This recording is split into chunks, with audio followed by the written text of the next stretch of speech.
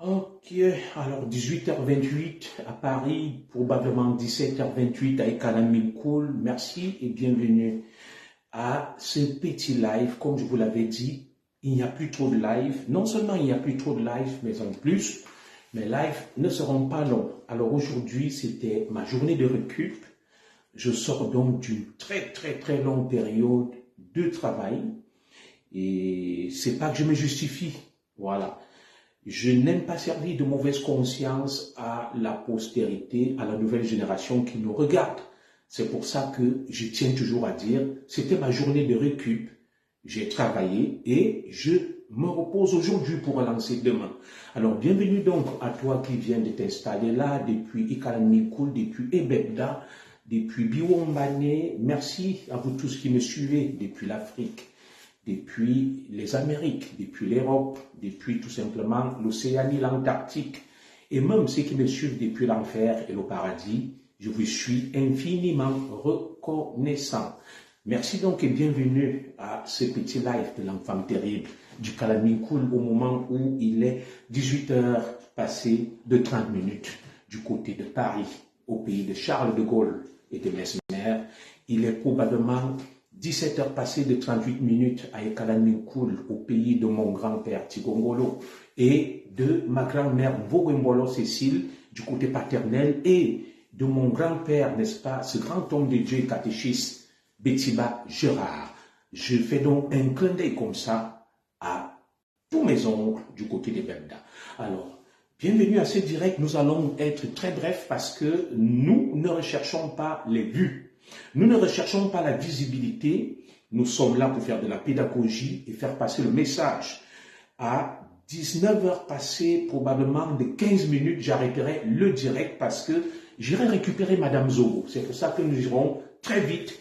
Et sur ce, je vais vous prier de mettre des cœurs pour sécuriser le direct parce que la page, l'image est figée. Je salue comme ça mon frère, un frère à moi, Gaston Bivina guerrier Ekan, un véritable guerrier Ekan. Je salue une fidèle des fidèles, Marthe Menge Nkumu. Merci de m'honorer tout le temps de ta présence, de soutenir mes directs. Nous avons donc un thème avec son corollaire ou tout au moins sa conséquence. Aujourd'hui, nous allons parler des décès étranges et subis. Oh là là, ma petite sœur chérie, Mich Komeven, salut à toi. Aujourd'hui, donc, nous allons parler des décès étranges d'un certain nombre d'influenceurs de la Côte d'Ivoire et du Cameroun. Et nous allons nous poser une question. Sans être des superstitieux, s'agit-il de mort naturelle ou alors du moukouaï? Vous connaissez, n'est-ce pas, ce barbarisme, le moukouaï qui veut tout simplement dire, dans la cosmogonie des Bantous, enfants de la forêt, le con ou tout simplement le famla pour les fils des montagnes ou alors une mort étrange et bizarre. Qu'est-ce qui tue les influenceurs camerounais et ivoiriens? Et le deuxième sujet sera la 52e édition de la fameuse fête de l'unité nationale au Cameroun. Très bien. Le Cameroun va fêter donc lundi la fête de l'unité nationale. Nous allons donc ensemble faire un petit rappel historique sur cette fête. Et sans plus attendre, nous allons aborder le vif du sujet. Et ceux qui viendront regarder en retrait ou en sous-marin, je les remercie également. Alors, vous avez vu ce direct, nous sommes 25, on aussi entre 27 et 30. Alors, je vous dirais une chose, c'est que mes directs sont de la fine crème. Bonsoir à toi, Lyon Aben. Bonsoir à Thomas Nkolo. Mes directs sont de la fine crème. Par contre, vous verrez très peu de gens les partager. Et cela m'amène à rentrer donc dans le vif du sujet. Salut à toi, Francine et Foi. Qu'est-ce qui tue nos influenceurs? Vous allez voir sur Facebook des gens n'ayant aucun contenu, des gens ne maîtrisant rien, qui sont même ennuyeux, qui n'apportent rien, drainer des milliers de followers. Ils drainent des milliers de followers. À peine ils ouvrent le direct, il y a 1000, 2000, 3000, 4000 personnes connectées. Alors, certains me diront, Junior Zogo, tu le dis parce que tu es aigri, tu n'as pas de vue. Lorsque nous voyons la fréquence avec laquelle certains influenceurs décèdent, merci à toi Francine et Foi, décèdent sur les réseaux sociaux, les influenceurs, les web influenceurs, surtout. Voyez, prenons le cas de la Côte d'Ivoire. Nous avons vu le célèbre Anaconda, paix à son âme. Et puis dernièrement, Marie-Dominique Kakou, décédée de manière bizarre, étrange. Avant cela, nous avons vu au Cameroun les Cabrel Nanjib, les Cooper, les Diane Zogo, les Kalaba et plein d'influenceurs mourir de manière subite, avec tout le respect que nous devons aux morts. Et cela m'amène donc à rentrer dans ce sujet. Qu'est-ce qui tue la nouvelle génération? Vous allez ensemble le dire. Yannick Mvomze, je te salue mon petit Yannick, merci à toi. Ensemble, nous allons donc chercher à comprendre ce qui tue. Bonsoir également à toi Joséphine Noir. Qu'est-ce qui tue nos jeunes influenceurs? Ils meurent subitement, pour la plupart à la fleur de l'âge, très jeunes. J'ai fait un post ce matin, faut-il s'en inquiéter ou alors on sera taxé de méchants? Regardez sur Facebook. Je lisais encore la vidéo d'un jeune Ivoirien. Il est du Togo. Alors, il faisait un témoignage, il s'est reconverti. C'était un brouteur, c'est-à-dire les gens qui montent, qui appâtent des followers sur les réseaux sociaux en se faisant passer pour un homme ou une femme. Merci à toi, bonsoir, Edouard Massy. Et ils prennent leur sextape, ils leur font le chantage. Alors, il reconnaissait qu'il allait faire de la magie et des pactes, buvant du sang, avalant des lames. Alors, rien que pour arnaquer et escroquer, ils vont faire des sacrifices, ils vont faire de la magie. Alors, on n'est donc pas surpris que beaucoup de nos jeunes influenceurs, vous allez voir quelqu'un, il bégaye, il ne dit rien de bon. Dès qu'il ouvre son direct, il y a des milliers de personnes qui le suivent. Les gens sont possédés. Les gens suivent un certain nombre d'individus ayant fait des pratiques sataniques et diaboliques. Et j'ai fini par le comprendre. Parce que je fais partie de la fine crème. Parce que quand je parle, j'ai une culture solide. Tout comme ma petite sœur Michcom qui est là. Je maîtrise l'art oratoire et le verbe. Mais vous allez voir des gens n'ayant aucun contenu, étant même à la limite ridicule. Dès qu'ils ouvrent le direct, il y a des milliers de personnes qui se connectent. Alors, nous avons fait une pleine immersion dans ce milieu pour essayer de comprendre ce qui se passe. Nous avons eu des révélations assez troublantes. Des révélations assez troublantes parce que je pensais que nous étions sur les réseaux sociaux. Je ne fais pas de généralité, je n'accuse personne. Pour faire véhiculer le message et que c'était juste un jeu, c'était un loisir, une distraction. Mais je m'en suis rendu compte que sur les réseaux sociaux, il y a des sorciers. Sur les réseaux sociaux, il y a des vampires. Sur les réseaux sociaux, il y a le con. Sur les réseaux sociaux, il y a le femme-là. Tous ceux qui, avant, sortaient la nuit, faisaient des sacrilèges, lançaient des sorts aux gens, vendaient les autres, ils se sont maintenant retrouvés sur les réseaux sociaux. Et je vais vous faire des témoignages assez épiques. Lorsque vous-même vous regardez un certain nombre d'influenceurs, est-ce que vous ne voyez pas qu'il y a quelque chose qui ne tourne pas rond? Il y a quelque chose qui ne tourne pas rond. Nous sommes tous presque fous. Ceux qui ont une once de lucidité se comptent des doigts d'une main. Vous allez voir des gens s'insulter.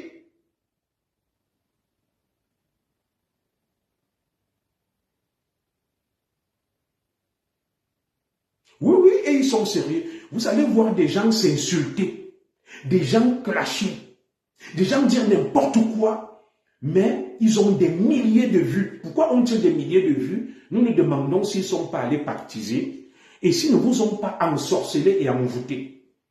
Oui, tu vois quelqu'un, il bégaye, il ne sait même pas parler. Dès qu'il ouvre le direct, des milliers de personnes le suivent. On m'a parlé d'un jeune influenceur qui était du côté de Malmayo. Il a mis sur sa page, c'est la fin. Il est allé dans l'oignon, s'est baigné, il est parti une fois. On est revenu sur sa page Facebook. C'était marqué dessus, c'est la fin.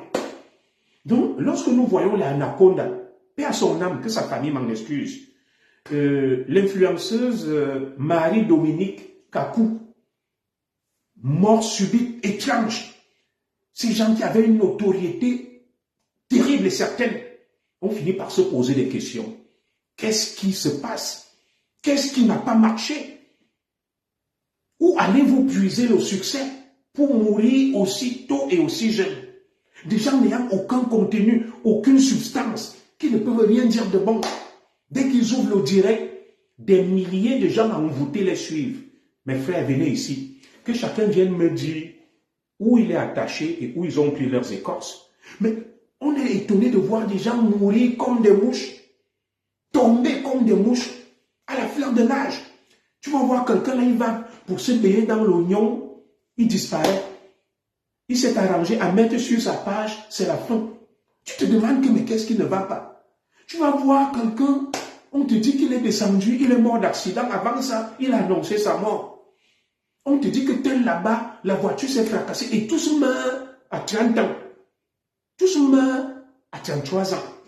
Mes frères, est-ce que ça vaut la peine d'avoir ce succès éphémère et de crever de manière étrange et bizarre?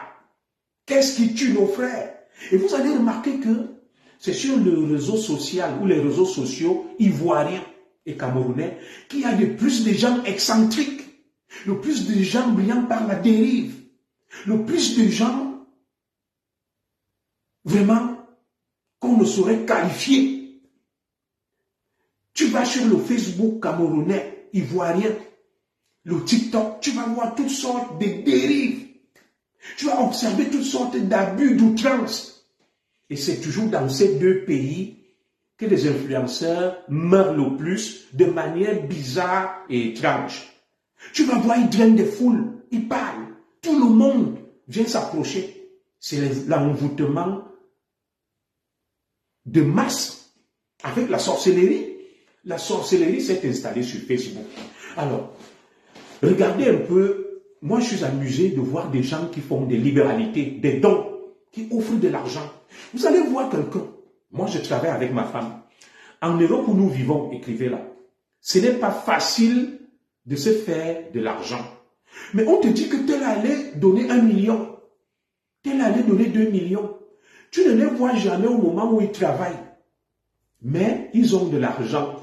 Ils font des dons. Est-ce que vous savez que l'argent que les gens vous donnent sur les réseaux sociaux, sous forme d'étoiles, sous forme de dons, sous forme de libéralité, c'est un argent ensorcelé. C'est un argent où ils vous envoûtent, ils puisent votre énergie et vous rendent para.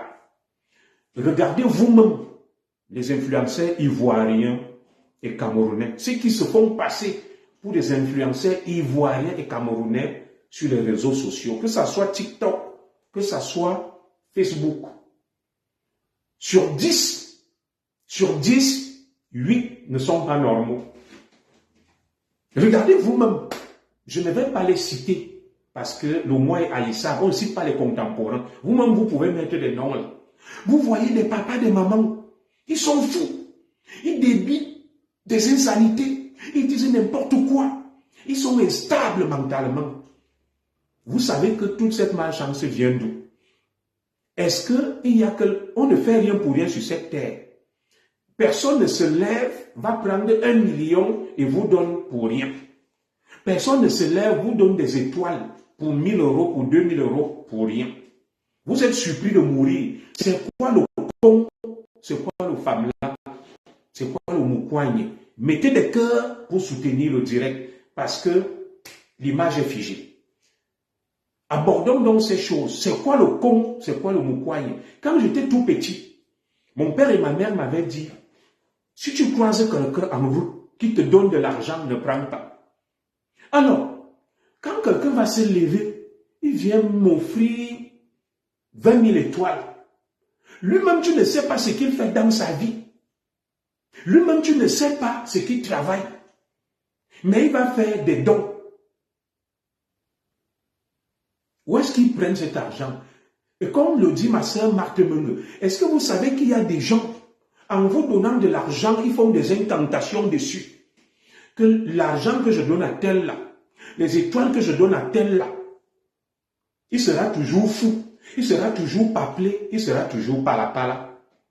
Tout cet argent que vous prenez là, que mettez-moi les étoiles, pompez les étoiles, est-ce que vous savez que deux fois, les étoiles là sont achetées avec un argent maudit, l'argent du sang, sur lequel les gens ont fait des incantations et de la magie. Vous êtes étonné de voir des gens mourir comme des mouches et jeunes. Ce n'est pas tout argent qu'on accepte. Je suis un zigli. Je suis sur les réseaux sociaux. Vous ne pouvez pas imaginer ce que moi, le zigli, j'ai déjà vécu. Quand vous voyez des gens tomber, vous savez que qui vous donne de l'argent. Vous voyez des gens sur Facebook, quelqu'un vient là, il ne travaille nulle part. Il a les yeux comme le serpent. Il vient, il vous fait des dons. Tu ne dis même pas que qui. La personne même qui me fait des dons ici là, nous vivons en France, nous vivons en Europe. La vie est dure. Je ne vois pas cette personne aller travailler, bosser. Comment elle peut me faire des dons? Où prend-elle cette personne de l'argent pour me faire des dons? Alors, quand vous regardez même ceux qui reçoivent des dons, regardez vous-même Facebook, je ne vais pas citer les noms. Vous pensez que nos frères et sœurs qui clashent, qui s'insultent, qui font n'importe quoi, ils le font lucidement? Non, ils sont ensorcelés à force de prendre l'argent du moukouagne. Parce que les gens pensent que le moukouagne, c'est seulement aller dans une secte où tout le monde est habillé en rouge, avec les yeux rouges, et on vend les gens. Non. Les gens pensent que le moukouagne, c'est l'endroit où tout le monde est habillé en noir, on boit le sang, on mange la chair humaine. Non plus. Le moukouagne peut aussi consister en ce que je prends de l'argent du mbel, l'argent satanique, du con, du femme-là, appelez ça comme vous voulez. Je fais des incantations dessus. Je dis, les étoiles, si j'offre ça à Mechumgechum, en lui offrant ces étoiles, il ne fera rien avec cet argent. Il passera toute sa vie à crier, à hurler, à dire des bêtises. C'est-à-dire, ils font des incantations. Moi, je vais vous prendre deux cas. Je vais vous parler de moi, le zigli. Alors, vous avez vu, l'année dernière, en fin d'année, mon épouse a failli mourir. C'est-à-dire, je ne vais pas aller chercher loin. Certes, elle était malade. Bon, la maladie est naturelle. Je vais vous parler de deux cas que moi j'ai vécu. Il y a un ami très riche, je ne vais pas évoquer son nom, qui me fait une surprise pendant les grandes vacances au mois d'août. Je suis en Bretagne avec ma famille. Il me fait une surprise, il me dit, commissaire, je t'ai fait un petit geste là. Vraiment pour soutenir tes vacances. On ne refuse pas une libéralité. J'ai accepté volontiers. Alors, quand j'accepte cet argent, je l'utilise pour mes vacances, je donne aux gens. Quand je rentre des vacances, ma femme tombe à la maison.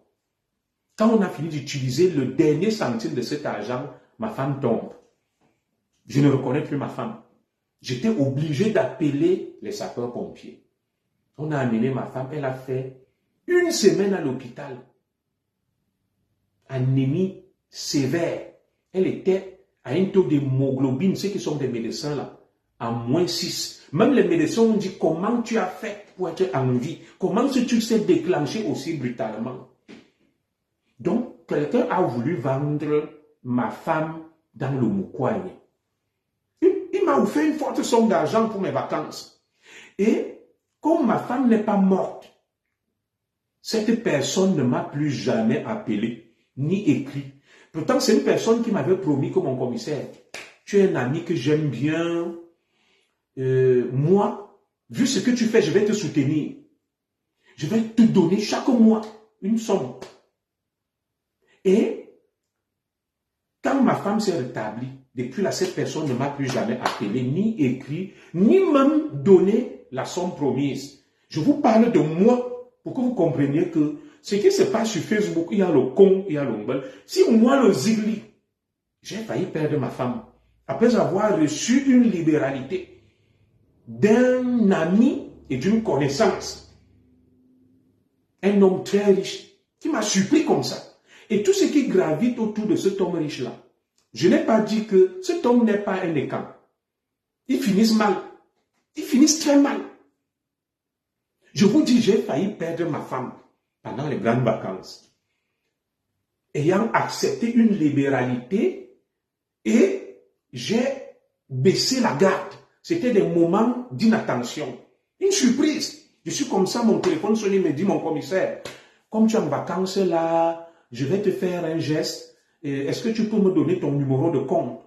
Comme je n'aime pas donner mon numéro de compte, je lui ai dit non, fais un transfert d'argent. Il m'a envoyé une somme conséquente.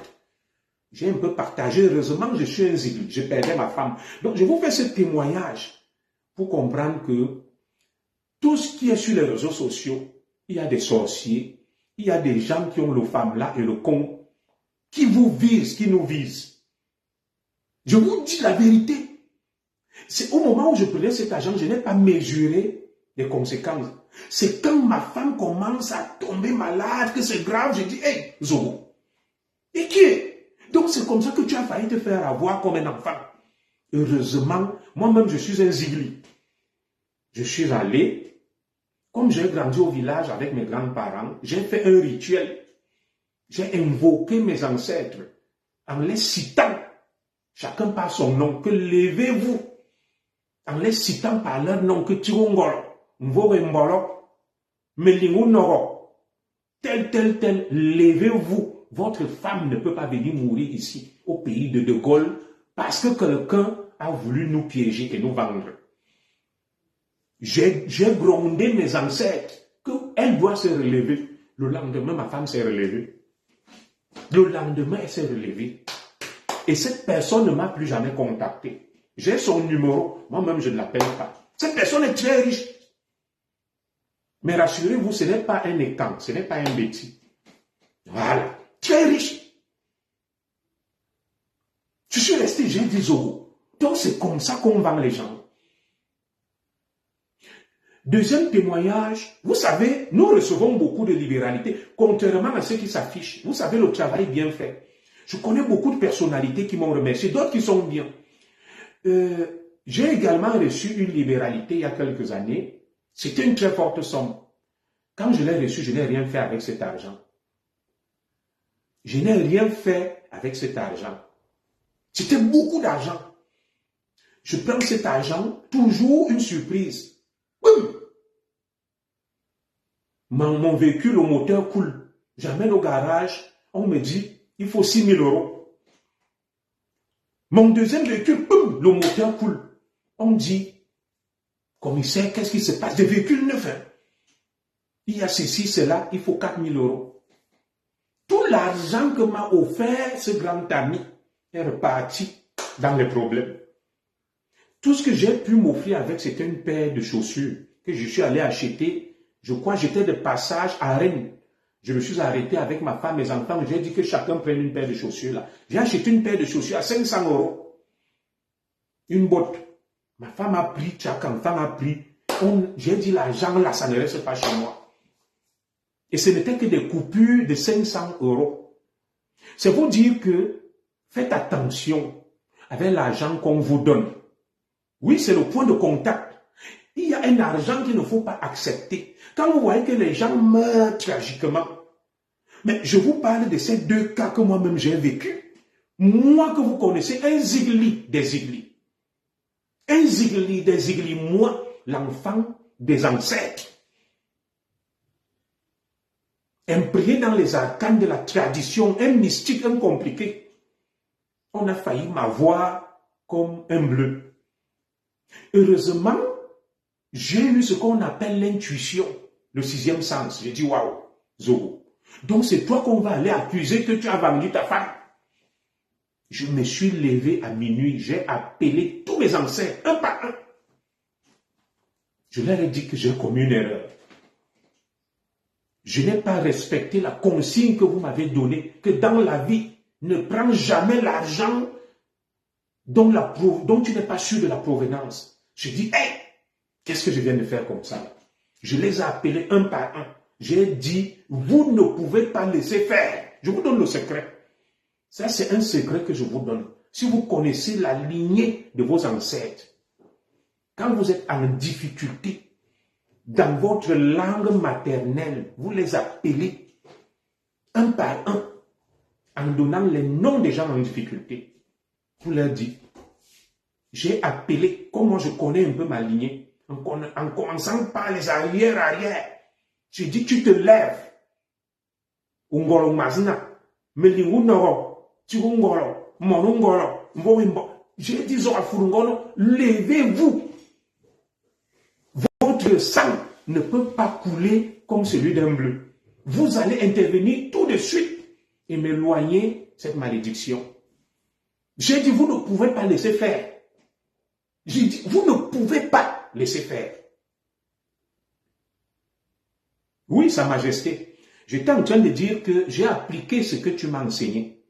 Qu'il y a le con et le femme là sur Facebook. Il ne faut pas accepter n'importe quel argent. Quand vous voyez beaucoup d'influenceurs mourir de manière bizarre, tragique et étrange en Côte d'Ivoire et au Cameroun, je résume ça pour Sa Majesté Atebankou. Ça veut dire que quelque part, soit ils ont trempé, soit on les a piégés sans qu'ils ne le sachent, et que les dons et les libéralités que nous recevons, il faut faire attention, il y a un argent piégé, empoisonné, maudit, où des gens font des incantations, où des gens font de la magie, où les gens font n'importe quoi. Et j'ai fait 2 témoignages sur moi, où un ami, celui que je pensais être ami, pendant les grandes vacances dernières, m'a fait une surprise en me donnant de l'argent pour passer mes vacances. Quelques jours après, j'ai failli perdre ma femme. Et un autre qui m'a fait également une libéralité, je n'ai jamais eu autant de problèmes dans ma vie avec cette libéralité-là. Et j'ai donc appliqué les principes des ancêtres. Quand j'ai vu ma femme coucher, oh là là, François Fonkou, merci pour les étoiles. J'ai appelé mes ancêtres, Sa Majesté Atebankou, un par leur nom, en parlant dans ma langue. Que vous ne pouvez pas laisser faire, on ne peut pas vendre ma femme dans le coup, parce que moi, ils n'ont pas pu m'avoir, parce que moi, je suis travaillé. Oui, François Fonkou, merci, tu viens de faire un dépôt de 100 étoiles, merci, je les accepte volontiers, parce que toi, ce n'est pas l'argent du Moukouaï, tu en as l'habitude, voilà, c'est pas le Moukouaï. Donc, ce que je disais, c'est quoi? J'ai invoqué donc mes ancêtres, en les appelant chacun par son nom. Que tel, lève-toi, tel, lève-toi, tel, lève-toi. Tu ne peux pas laisser faire. Vous ne pouvez pas laisser faire. Pour qu'on aille dire que l'enfant, la femme de Zora Moro est venue mourir en France au pays de Gaulle comme un enfant. Je leur ai dit Minal et ce Kwamban. Et ce Kwamban. Voilà. Donc vous savez que moi, je suis compliqué. J'ai mangé le chat, j'ai mangé la tortue, j'ai mangé tout ce qu'il faut. Me donner au con aux femmes là, c'est compliqué. Donc ils ont failli avoir ma femme. Heureusement, je suis compliqué. Très vite, j'ai compris. À minuit, j'ai appelé tous mes ancêtres. Je leur ai dit, levez-vous. Levez-vous et venez intervenir. Comment j'ai failli me faire avoir? Ils ont agi. Donc, je vous fais ce témoignage donc pour vous dire que on est toujours étonné de voir des gens mourir de manière tragique et précoce et bizarre même sur les réseaux sociaux. Faites attention à l'argent que vous recevez. Vous ne savez pas comment les gens font pour avoir leur argent. Oui, nous avons besoin de l'argent pour satisfaire nos besoins, pour vivre, pour évoluer, mais ce n'est pas tout argent qui est bon et bien. Et moi, je peux vous dire que sur 10 influenceurs que vous voyez sur les réseaux sociaux, l'argent que vous voyez, quand vous les voyez pala, foula, ils ne font pas ça de manière délibérée et lucide. C'est l'argent qu'ils reçoivent des étoiles avec des incantations, des dons avec des incantations, des libéralités avec des incantations. C'est un argent, je ne dirais pas sale, mais un argent ensorcelé. On va dire que lui, on lui donne cet argent, il sera toujours fou, il sera toujours bête, il sera toujours para. Oui, des gens font des incantations avec l'argent. Donc moi, j'ai mangé la tortue, j'ai mangé le chat, j'ai mangé même un mélange compliqué où on met les 1000 pattes, on met tout pour le blindage. Et j'ai mon Dieu. Donc faites attention. Est-ce que vous savez que sur Facebook où on est là, j'ai été appelé par des sorciers et des sorcières qui me demandent où est-ce que tu prends ta puissance. Il y a une sorcière qui m'a appelé un jour. Elle me dit, je suis une sorcière, je t'ai appelé. Je vois que tu as de la puissance. Je traite avec tel prêtre, exorciste, il est au palais, je ne vais pas donner le nom. Elle m'a envoyé des photos. Et cette femme m'a envoyé sa photo. Elle a une photo, quand elle te l'envoie, tu vois sur son visage un œil au milieu. Celui qui veut, je lui transfère la photo là. Et c'est là où elle m'a dit que le prêtre exorciste là est au palais, c'est un grand sorcier. Je ne vais pas donner son nom. Elle m'appelle, elle me dit, tu tires ta puissance sur quoi? Beaucoup de sorciers sont sur Facebook. Beaucoup de gens adeptes du con et du femme-là, du moukoigné sont sur Facebook. Faites attention à l'argent que vous recevez. Le con, le moukoigné, c'est pas seulement parce que tu vas aller t'asseoir dans une nébuleuse. Tu baptises. On peut te vendre pensant que on t'a fait du bien. Quelqu'un qui vient, qui t'offre 1 million, 2 millions, va t'occuper de tel, va faire des trucs des orphelins. Lui-même, sa propre vie, il n'a pas sauvé tous les membres de sa famille. Vous pensez qu'il n'y a pas de gens qui souffrent dans leur famille? Il ne peut pas aller dans sa famille, dans son village. Il construit un dispensaire, un centre de santé. Lui vient t'offrir 1 million. Tu vas faire des dons à tel. Alors que dans sa famille et son clan, des gens souffrent. Pourquoi lui-même ne prend pas cet argent et va avec dans cette famille, dans ce clan, cet orphelinat, il donne.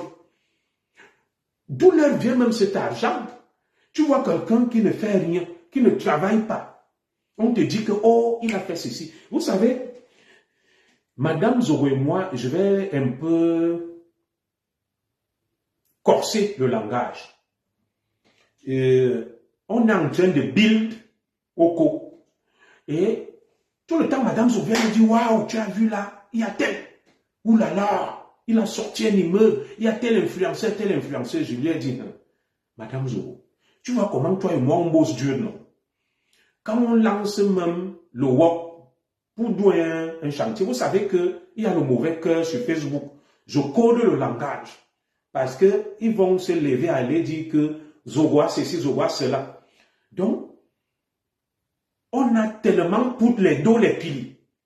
Dans le way que j'ai dit à Madame Zogo, tu as vu, ceux qui te disaient là qu'ils ont fait l'immeuble, tu ne sais pas par quels moyens ils sont passés. Toi et moi, tu vois là. Tu vois, je vois, on a des revenus conséquents. Mais pour financer le truc là, on fait ça. On voit. Donc, il ne faut jamais aller voir quelqu'un qui a fait une chose. Vous ne savez pas qui est qui sur Facebook. C'est quand les gens meurent tragiquement, bizarrement, que vous sursautez que, hé, Seigneur. Donc lui aussi, il était dans les trucs là. Personne ne connaît où les gens tremblent. Le succès que vous voyez là. Je n'ai pas dit que tout succès est forcément lié à quelque chose de maléfique. Voilà. Je n'ai pas forcément dit que tout succès est lié à quelque chose de maléfique. Mais vous voyez quelqu'un, il est là, il ne bosse pas, il ne travaille pas, il te sort un immeuble. Tout ça, il y a des gens qui les utilisent comme appât. Que quand vous allez voir que Mechungechum a sorti un immeuble, toi aussi tu vas dire merde. Merde, il a fait un immeuble moi aussi. Sais-tu où Mechungechum va puiser? Je ne parle pas ici de Steve Farr qui a fait quelque chose de mauvais. Vous voyez, Steve Farr sorti son truc là, l'immeuble. Il y a beaucoup d'influenceurs qui ne dorment plus. Qui ne dorment plus que Steve Farr. Est-ce que vous connaissez comment Steve Farr a fait? Va aussi être influenceur. Tu fais des contenus. Tu conçus aussi comme lui. Il a appelé ça, c'est la farniente ou quoi. Il vous a parlé de 500 millions. Non? On fait comment pour gagner 500 millions sur Facebook? Aussi facilement, en coupant des vidéos. Non, ne vous laissez pas endormir. Ces gens utilisent des appâts, des hommes qui brillent dans la société. Il te dit, tu as vu tel influenceur, il a construit tel, a des milliers de vues, tel a ceci, tel a cela. Dès que tu vois aussi, tac. Voilà. Il y a Rodrigo Sanchez. Moi, je ne vais pas t'insulter. Alors, je vais dire ce qu'il a écrit. Le bandit-ci, avec la haine, un commissaire voleur. Très bien. Monsieur Rodrigo Sanchez, déjà, vous n'avez pas votre nom. Est-ce que vous pouvez dire aux Camerounais qui vous suivent, en quoi est-ce que je suis un bandit et ce que j'ai volé, je ne vais pas vous insulter. Dialoguons. Et entre vous et moi qui a de la haine, parce que moi, je ne vous insulte pas, je ne vous connais pas. Vous venez, vous me traitez de bandit, vous me traitez de voleur. Alors, pour donc mieux nous éclairer et édifier, est-ce que tu peux dire aux Camerounais, respectueusement, hein, moi je m'appelle Zogo Junior. Déjà, toi, tu t'appelles Rodrigo Sanchez. C'est un pseudonyme. Entre toi et moi qui est un bandit, moi j'utilise mon nom, toi tu utilises un pseudo. Donc, forcément, le bandit, c'est toi. Parce que moi, j'ai mon nom. Et tout le monde sait que je vis en France. Si je suis bandit, les gens vont porter plainte. Mon nom, c'est Junior Zogo. Je vis en France. Il va porter plainte. Alors, toi qui viens donc déclarer que je suis un bandit et voleur, sans t'insulter, voilà, très bien. Il dit, pourquoi tu es en France un commissaire? Très bien, il y a beaucoup de commissaires en France. En Europe, je ne suis pas le seul commissaire. Tu veux que je te donne les noms des commissaires qui sont en France? Je peux te donner, il y a une centaine de commissaires qui sont en France, qui ont quitté le Cameroun. Donc, le fait que je sois commissaire, regardez donc un raisonnement, je vais lui consacrer quelques minutes, après on va continuer. Et vous allez voir, c'est un Bamileke.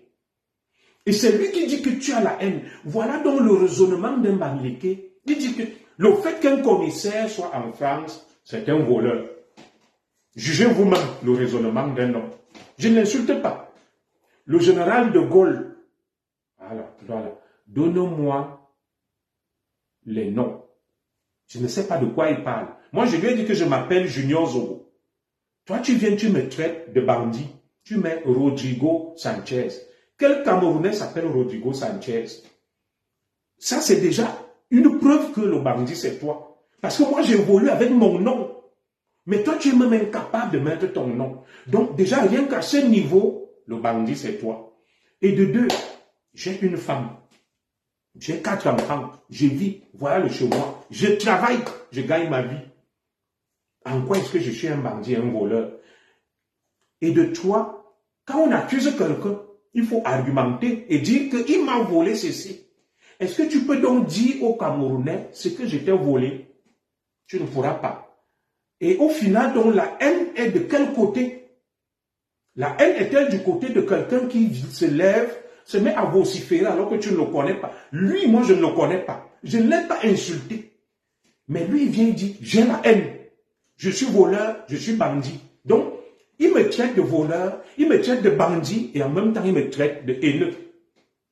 Vous-même jugez l'état mental de ce frère. Entre lui et moi qui a de la haine, venir sur le direct de quelqu'un, tu ne le connais pas. Vous ne vous êtes jamais vu. Tu es vraiment bête. J'ai dit que j'étais Camerounais. Bon, maintenant il a ajouté un 4e qualificatif, que je suis bête. Je suis bandit. Je suis voleur. J'ai la haine, je suis bête. Alors tu vas encore ajouter quel qualificatif? Je suis bête. Lui, il est un génie.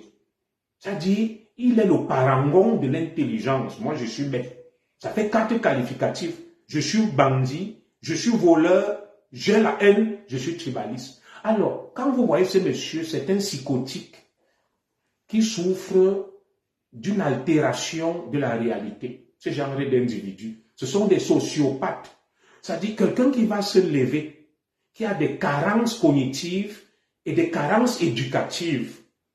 Et il va de manière quasi compulsive, je vais lui parler du bon français, de manière quasi compulsive rentrer en confrontation avec quelqu'un qui ne connaît ni d'Adam ni d'Ève.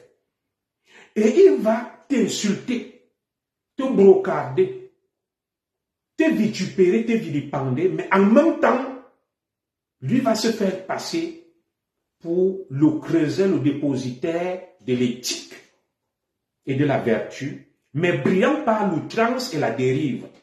Alors, lorsqu'on fait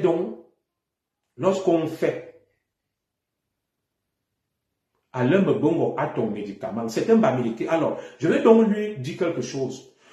Voilà, il prend l'exemple de monsieur Mbongo. Ce sont les sorciers de Facebook.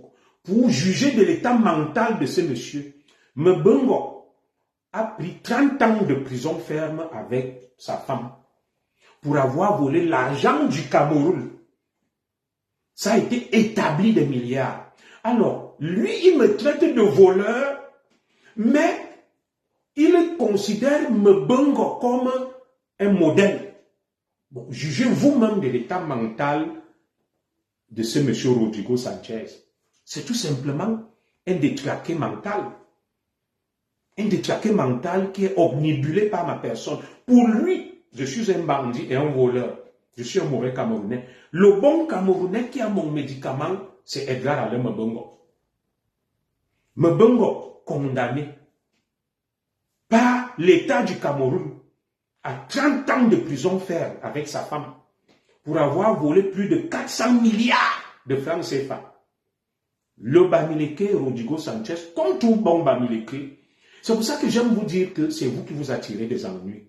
Vous avez la haine atavique des enfants de la forêt. Je ne le bloque pas. Mon devoir est d'éduquer des crétins, des polissons comme lui. C'est un polisson. C'est un crétin. Voilà.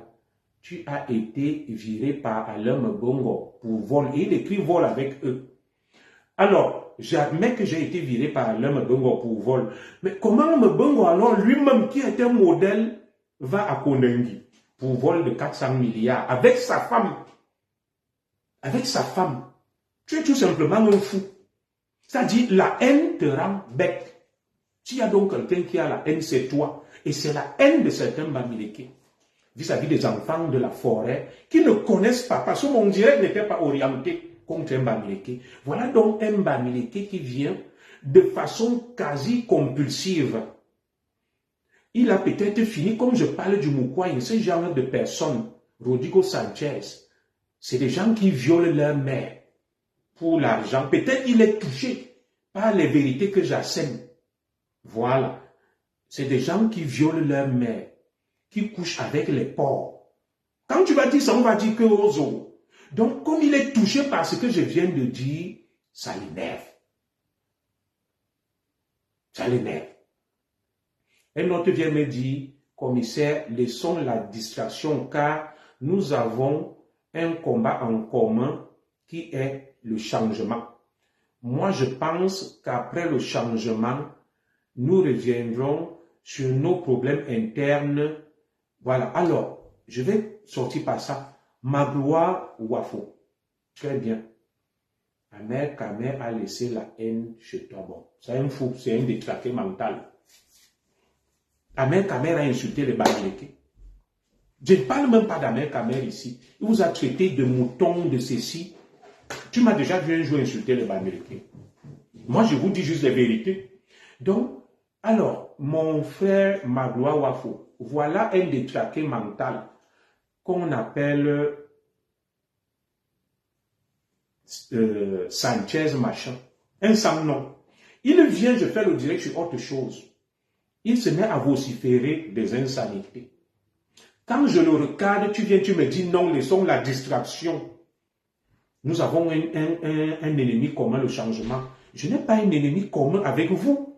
Je ne peux pas avoir un ennemi commun avec un âne batté comme Domingo Sanchez, avec des espèces d'où mal léchés. sans éducation, qui a grandi dans la poubelle, et tu me dis qu'on a un combat commun. Je n'ai aucun combat commun avec un tel individu.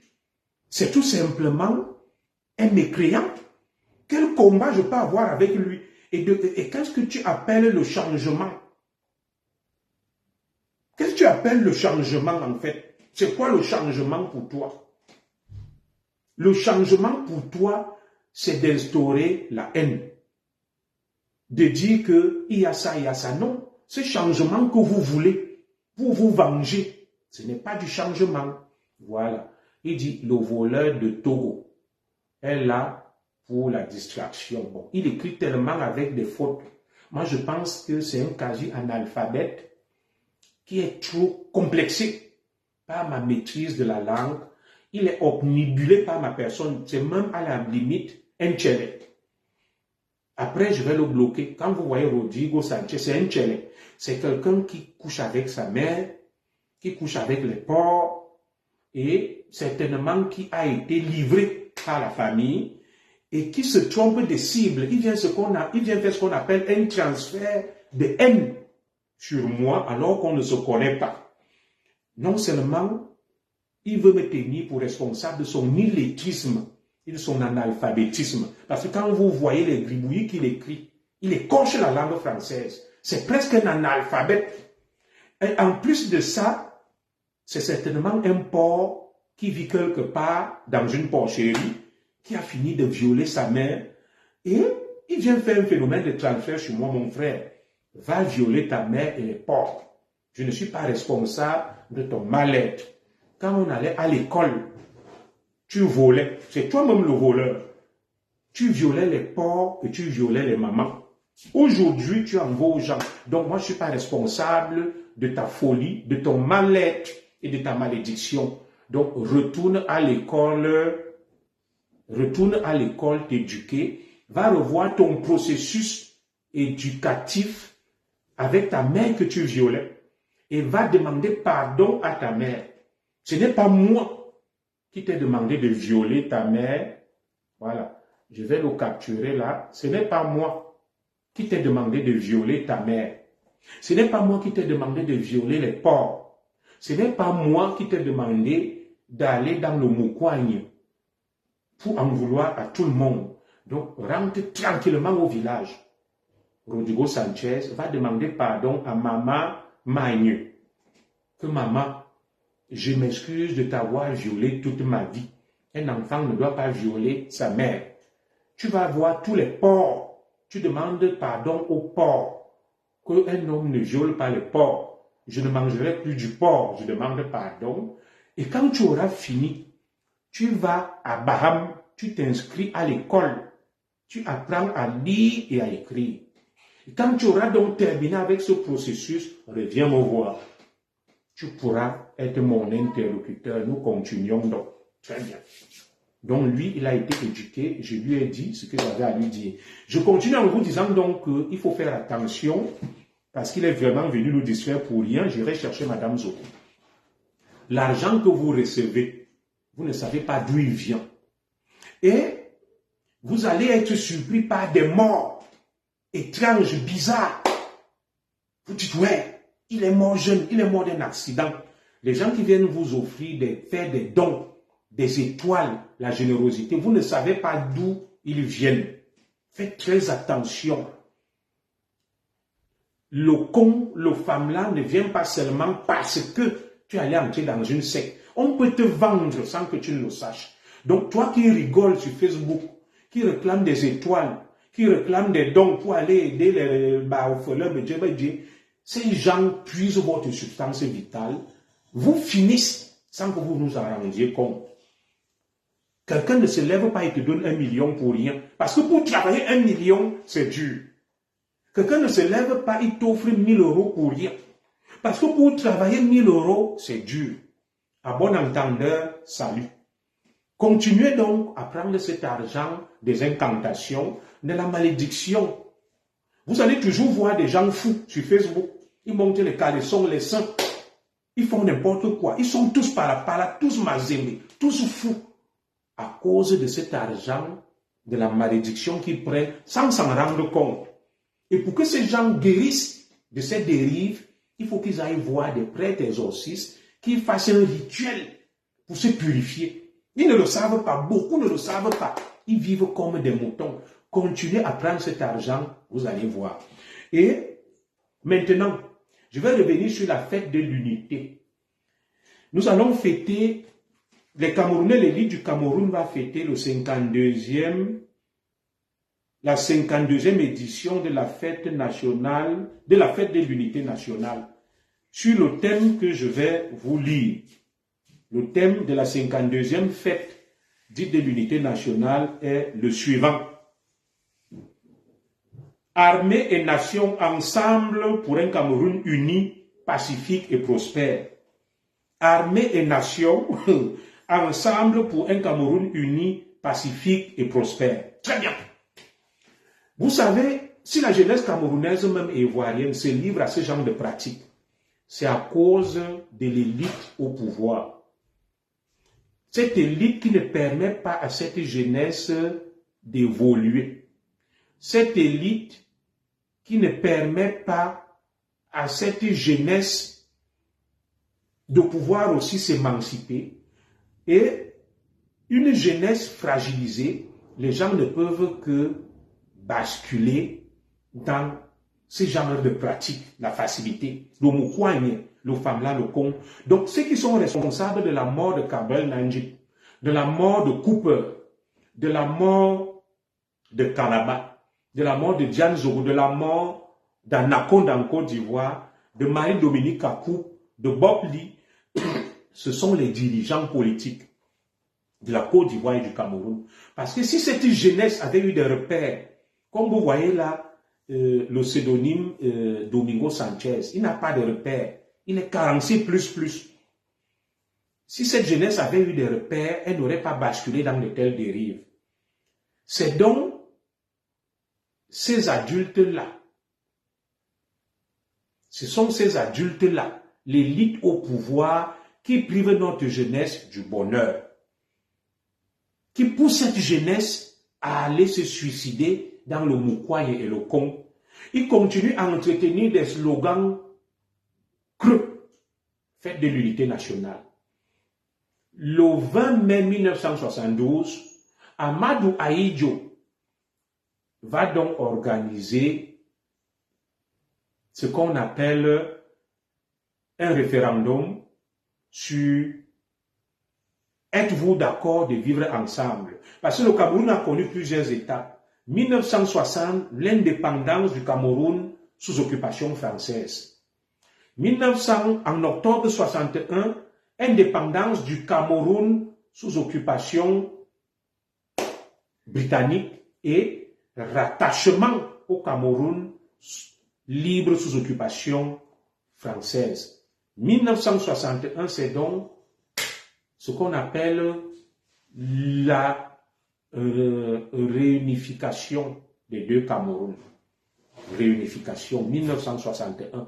Cameroun d'expression anglaise et Cameroun d'expression française, les deux se mettent ensemble en 1961 pour fêter la réunification. En 1972, Amadou Ahidjo organise un référendum sur l'unification du Cameroun. Est-ce que vous acceptez l'unité du Cameroun? C'est-à-dire, on ne parle plus de deux Cameroun réunifiés avec deux assemblées, deux constitutions, deux ceci, deux cela. On met fin à ça. C'est le début de ce qu'on appelle l'État unitaire centralisé, le 20 mai 1972. On a mis fin au pacte républicain qu'il y ait les deux Camerouns en 1961. La réunification. Le Cameroun, les deux Camerouns se sont mis ensemble parce que c'était un même Cameroun avant. Le net Cameroun, le grand Cameroun allemand, où il n'y avait ni de francophones ni d'anglophones. Il faut bien le comprendre.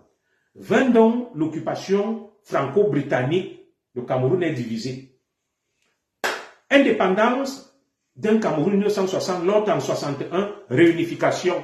Dans cette réunification, on va aller sur la base qu'on appelle le fédéralisme linguistique, l'anglais et le français. deux parlements, deux ceci, deux cela, les choses allaient bien.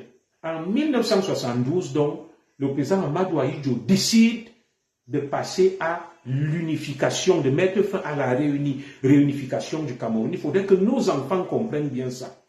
Et dans ce référendum, moins de 2 millions de Camerounais vont voter. Et nous connaissons tous les méthodes totalitaristes et abusives d'Amadou Ahidjo. Les Camerounais étaient-ils libres de s'exprimer? Ils ont voté au forceps. 2 millions de Camerounais, on leur a dit, on supprime le fédéralisme. On rentre dans l'État unitaire. 2 millions.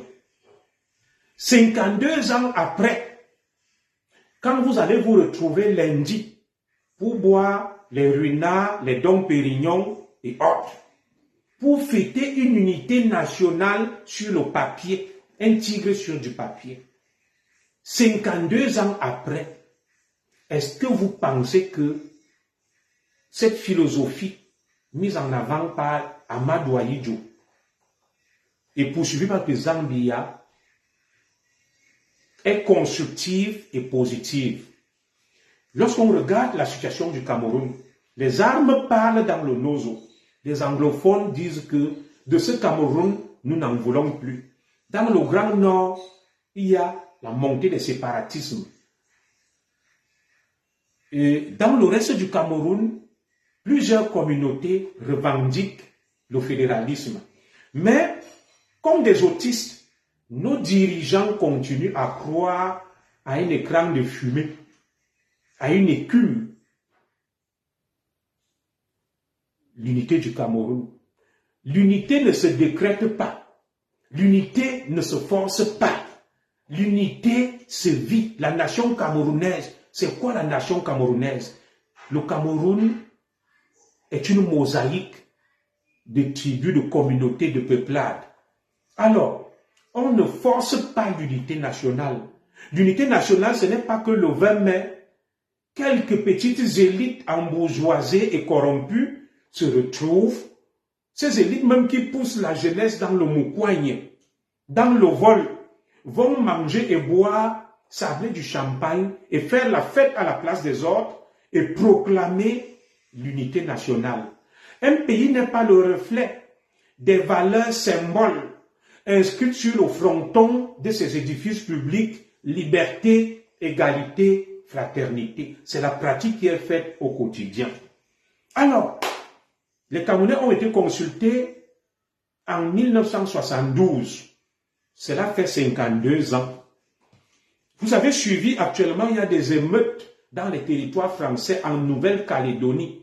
Ils aspirent à l'autonomie. Les grands empires s'effondrent. Il y a les montées, n'est-ce pas, des irrédentismes, des montées, des réflexes et des replis identitaires. Vous continuez à prôner des slogans creux. 52e édition de l'unité nationale, armée et nation ensemble pour un Cameroun uni et pacifique et prospère. Le Cameroun n'est ni uni, ni pacifique, ni prospère, et il n'y a aucune osmose entre l'armée du Cameroun et la nation camerounaise. La nation camerounaise attend de son armée qu'elle mette fin à cette imposture, à cette mise en scène qu'est l'unité nationale. Je n'ai pas dit de mettre fin au régime du président Biya. Il est temps qu'on repense le pacte républicain.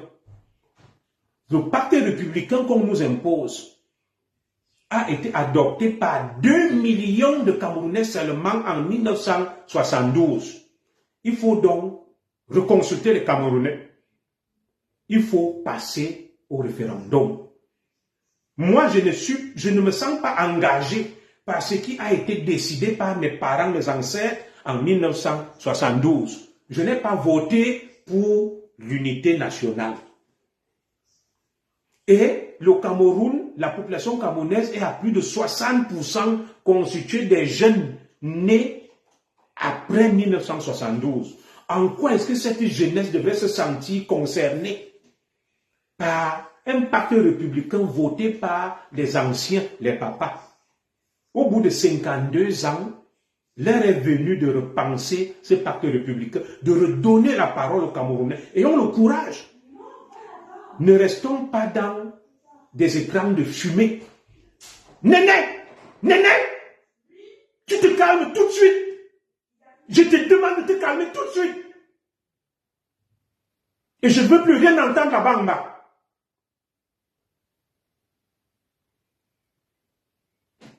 Vous m'excuserez, ce sont les enfants. Comme moi je suis en haut, ils sont au rez-de-chaussée. Du coup, nous ne pouvons pas continuer à subir un choix fait par nos ancêtres. Nous ne nous reconnaissons plus en cette nation camerounaise. Vous avez vu Rodrigo Sanchez venir m'insulter là. C'est un Bamileke parce que je suis Betty. Et on ne peut pas laisser ça. Nous ne sommes pas contre. La nation camerounaise doit s'adapter à la réalité sociologique du Cameroun.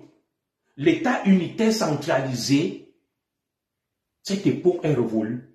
Et si ceux qui tiennent les manettes pensent qu'ils ont raison, qu'on donne la parole aux Camerounais.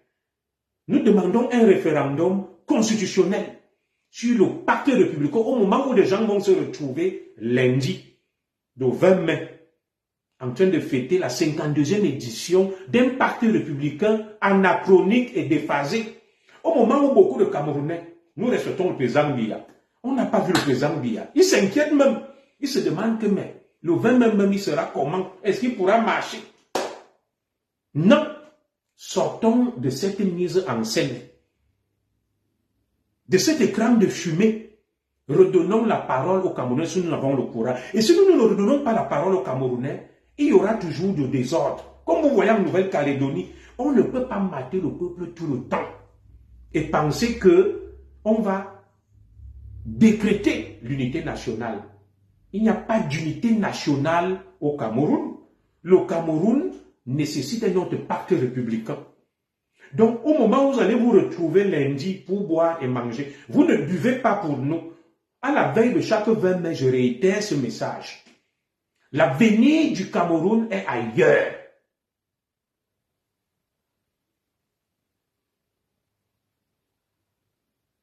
Non, je n'étais pas au courant du décès du commissaire Dibangué, paix à son âme. Voilà. Le Cameroun, les enfants du Cameroun que nous sommes, nous qui sommes nés après les années là, nous qui n'avons pas assisté ni participé à ce vote, beaucoup parmi nous n'étaient pas nés. Redonner la parole à la nouvelle génération via le référendum.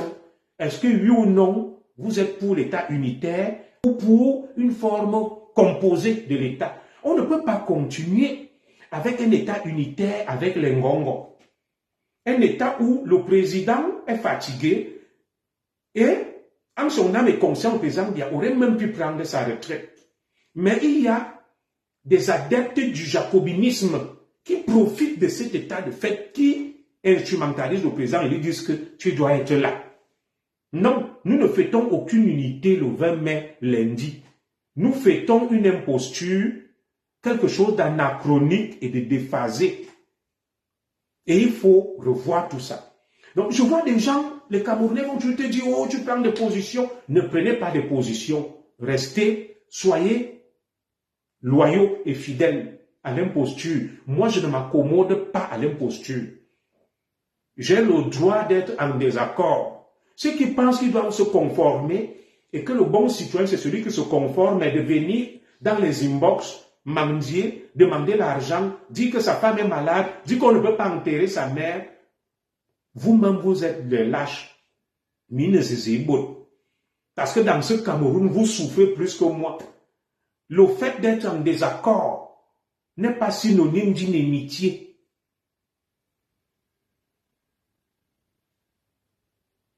Tout à fait, mon frère Tapi Basten. Oui, l'ambassadeur a fait des courses à l'ambassade avec ses amis. Ils vont manger, boire, faire la fête et se donner des médailles. Cette fête ne concerne pas le peuple camerounais. C'est une fête qui a été instituée par nos ancêtres et les anciens. Et nous demandons une remise à plat de tout ça.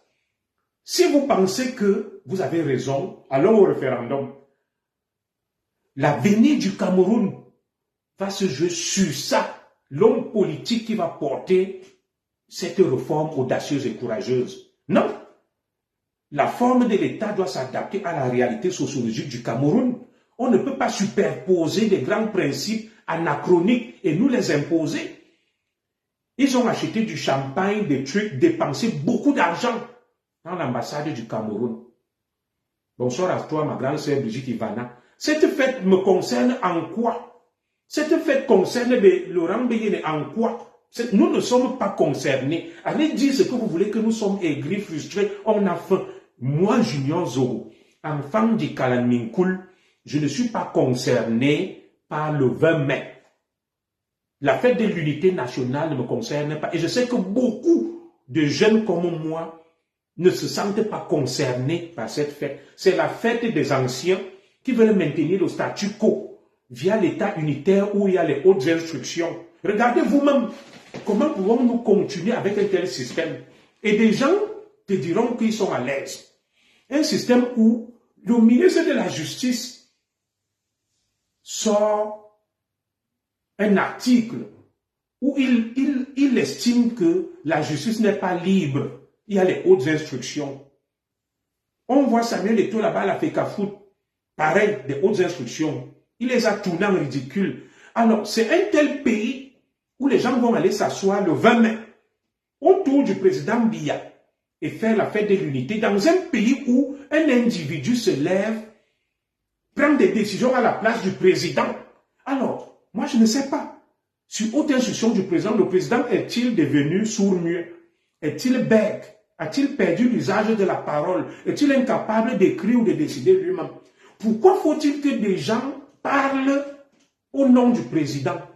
Et c'est ce Cameroun que vous voulez qu'on perpétue depuis 52 ans, l'unité. Non, on ne peut pas continuer comme ça. Cela vous arrange de continuer à voler, à piller, à manger, à faire l'imposture. Je demande à la jeunesse camerounaise de se lever et de réclamer un référendum en 2025 pour qu'on revoie le pacte républicain qui est un pacte anachronique, inadapté, inopérationnel.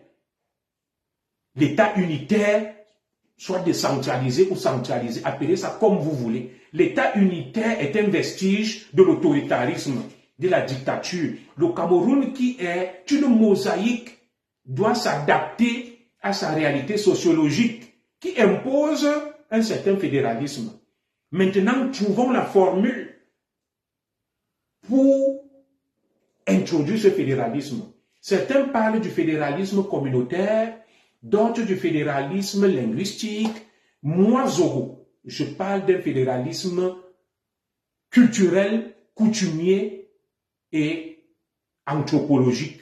Sur la base de la culture et de la tradition, on va constituer des régions, des communautés.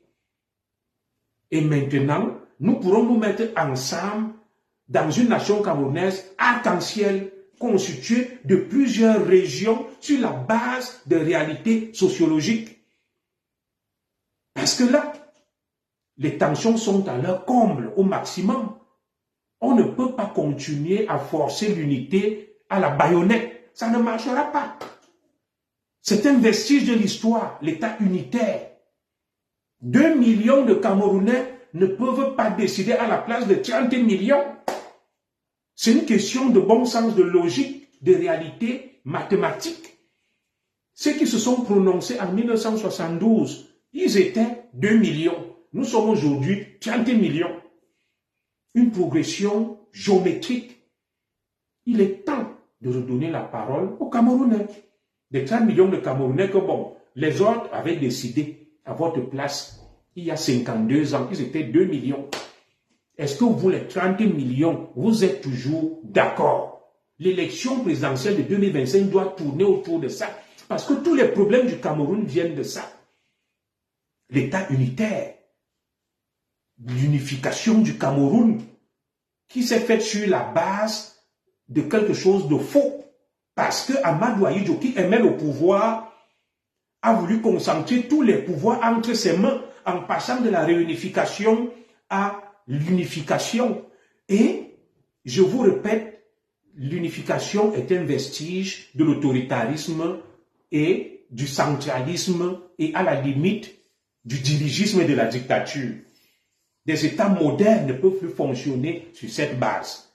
Si vous voyez quelqu'un s'accrocher sur ce vestige de l'histoire, ça veut dire qu'il est autoritariste. Ça veut dire que c'est un despote. Ils adorent les hautes institutions parce qu'un Cameroun sur la base du fédéralisme, sous quelque forme que ce soit, il n'y aura plus les hautes instructions, il n'y aura plus tout ce qu'on voit là. Ça va s'apaiser, ça va un peu diminuer et baisser. Donc, allons vers ça. Nous ne fêtons aucune unité nationale le 20 mai. Il n'y a aucune osmose entre la nation et l'armée camerounaise pour la paix, l'unité. Il n'y a aucune paix au Cameroun, il n'y a aucune unité, il n'y a aucune prospérité. La prospérité, c'est pour une poignée d'oligarques qui profitent, s'engraissent et se sucrent au détriment de la grande majorité. Et ils vont se retrouver le 20 mai. Notre ambassadeur en France, c'est Koumou. En quoi est-ce que je me sens concerné par ça? L'ambassade où il fait des bois là, mon grand-père Tirongor, grand producteur de cacao, il produisait à l'époque, vers les années 60, 80 sacs de cacao. Il a contribué. C'est avec l'argent du cacao qu'on a construit ces ambassades. Vous venez vous installer là, avec vos amis, vos njomba, les gens qui sont avec vous dans les sectes, vous buvez, vous mangez, et vous dites que vous faites la fête au nom de 30 millions de Camerounais. Vous ne faites aucune fête. On a suivi Moja Moja, ce grand militaire du BI, dire que des gens veulent faire le coup d'État. Je vais chuter en vous parlant de ceci. Quand Moja Moja capturait les Ambazoniens, il était un héros. On a fini de l'utiliser. Maintenant, on veut le liquider. Le Cameroun ne peut pas continuer comme ça. Oui, je vais partir. Pour que cette guerre s'arrête, il faut une autre forme étatique. L'armée du Cameroun, comme les blogueurs, influenceurs, on nous soumet à un rituel. On nous soumet à un rituel. Alors, le rituel est le suivant.